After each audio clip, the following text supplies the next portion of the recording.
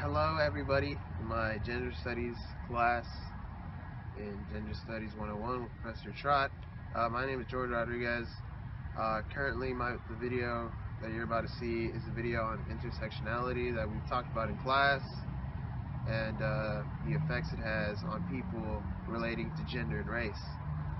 So my video really focuses on Latinos in films, specifically in Hollywood, and how they're portrayed and how that relates to real life and examples of real life, and how this affects Latinos everywhere in the nation, not only just in South America. For example, in politics today, recently, not that long ago, Donald Trump made accusations of calling Latinos rapists, serial killers, and drug traffickers, which obviously isn't true. But these stigmas that are related to Latinos based on film are being shown more presently in the real world today, and it's quite big actually, and it affects people all over the world. Mexican actors are usually known to play four specific roles, specifically roles in either as immigrants, drug traffickers, housemaids, or usually romantic lovers. This is seen in many movies. Danny Trejo plays a janitor in Halloween, which you can notice right off the bat. West Side Story is about a Puerto Rican gang against a white gang. The George Lopez show is about George Lopez and the life of an immigrant.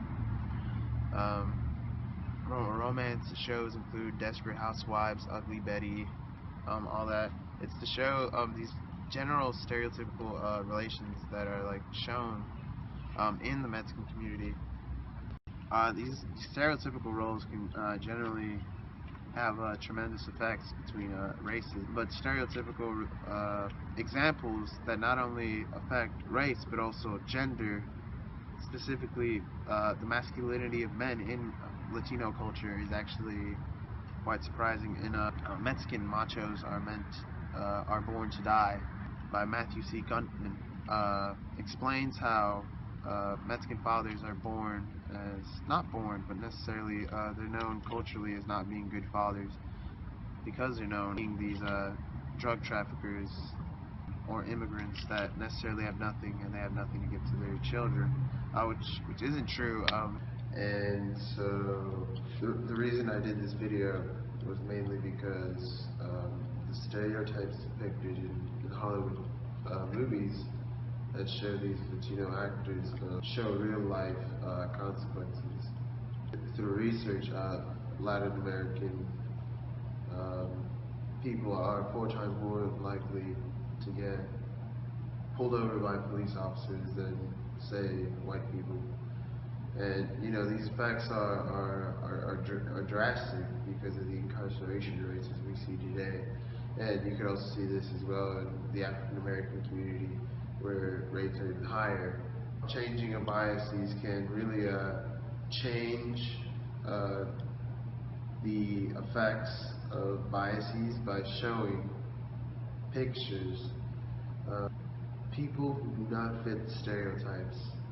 The research was done by Calvin Lay at the University of Massachusetts Amherst, and what he showed was that by showing pictures of people that weren't in the same, depicting the stereotypical actor, or not actor, but just the stereotype, to switch the stereotype temporarily. For a while, Jennifer Lopez, who's a singer and actor. Andy Garcia, who you may know as Terry Benedict from Ocean's 11. Alejandro Gonzalez Inarritu, who won the Oscar this year for Best Director for the work in the movie The Revenant, which had Leonardo DiCaprio. Great movie. He's also one of the few minorities this year as well. In what was the criticism with the whole hashtag Oscars so white? One of the few minorities that was in the that won an Oscar. And so yeah, my video just really wants to depict the effects Hollywood has on Latin culture and the customs that thank you very much for watching my video. If you have any questions, ask me in class when you see this, or whoever sees it. Thank you.